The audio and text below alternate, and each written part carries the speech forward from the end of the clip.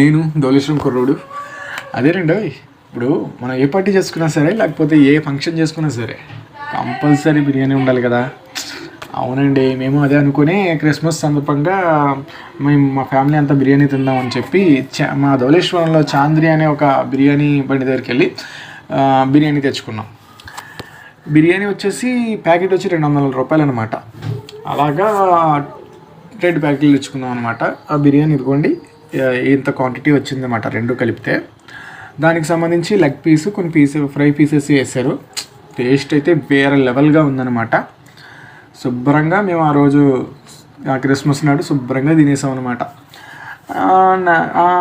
Christmas 2 రోజులకి ఏమైందంటే మా వాళ్ళకి మళ్ళీ బిర్యానీ తినాలనిపించిందంట.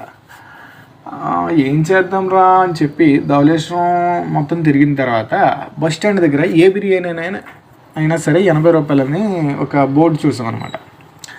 ఆ బోర్డు చూసిన తర్వాత సర్లే ఒకసారి ట్రై చేస్తే ఏమైంది అని చెప్పి అక్కడ 2 ప్యాకెట్లు తెచ్చుకున్నాం అనమాట. బిర్యానీ అంటే 160 రూపీస్ అయింది అక్కడ.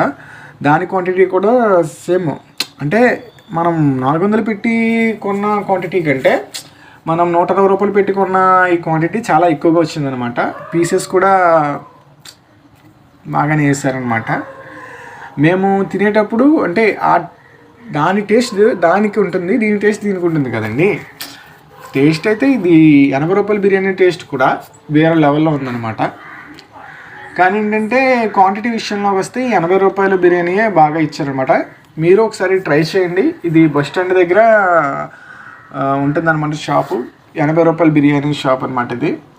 ఒకసారి మీరు ధవళేశ్వరం వచ్చినప్పుడు కంపల్సరీ ట్రై చేయండి. బిర్యానీ టేస్ట్ అయితే సూపర్ అనమాట. ఒక్కసారి తిన్నారంటే ఇదిరా మాస్ బిర్యానీ అంటారనమాట.